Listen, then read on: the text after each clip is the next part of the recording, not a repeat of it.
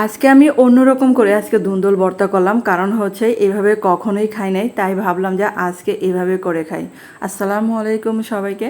আর এখানে দেখেন আমি কিছু ধুন্দুল পুড়ে নেব। তো ধুন্দুল ভর্তা তো আমরা অনেকভাবেই খাই, তো আজকে আমি চিন্তা করলাম যে আজকে পুড়ে খাবো, কারণ হচ্ছে বেগুন পুড়ে খাই, পটল পুড়ে খাই, এগুলো পোড়া ভর্তা খাই। তো আজকে ধুন্দুল ভর্তা খাই, কেমন লাগবে।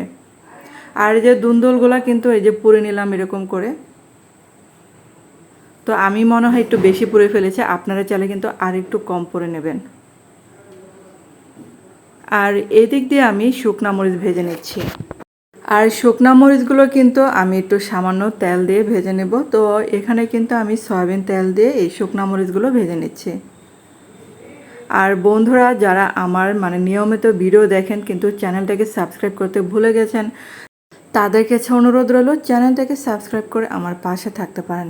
আর চুলার আঁচটাকে আমি মিডিয়াম আঁচে রেখে কিন্তু মরিচগুলো ভেজে নেব। আর রাতের বেলা যদি একটু খাওয়ার সময় ভর্তাবাতি না হয় তাহলে কিন্তু ভালো লাগে না। আর এই যে ধুন্দুলগুলো কিন্তু আমি খোসা ছাড়িয়ে নিয়েছিলাম অফ ক্যামেরায়, সেটা আর দেখায় নাই। তারপরে যে শুকনা মরিচগুলো বোটাগুলো ছাড়িয়ে নিয়েছি, এগুলো একটু মাখিয়ে ভর্তা করব। আর এখানে কিন্তু আর কোনো দিলে ভালো লাগবে না, তার জন্য খুব সাধারণভাবে এই ধুন্দুল ভর্তাটা আমি করে নেব। আর এই যে স্বাদ মতো লবণ দিচ্ছি ভর্তার জন্য। আর আমার কিন্তু ভর্তা দিয়ে হলে অনেকগুলো ভাত খেতে পারি, কারণ ভর্তা জানি কেন অন্যরকম একটা টান থাকে।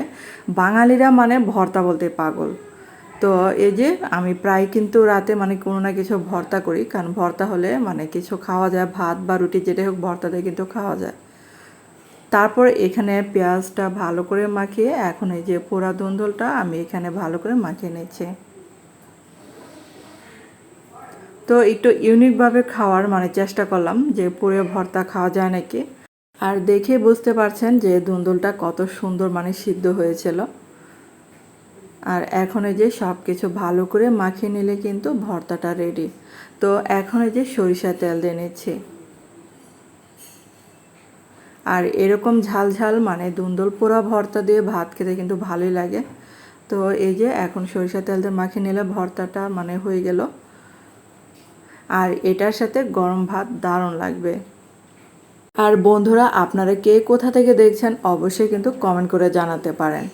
আর এই যে দেখেন ভর্তাটা কিন্তু মাখানো হয়ে গেল। আর আপনাদের কাছে কেমন লাগলো অবশ্যই কিন্তু কমেন্ট করবেন। আর যদি ভালো লেগে থাকে তাহলে কিন্তু একটা লাইক দিতে ভুলবেন না।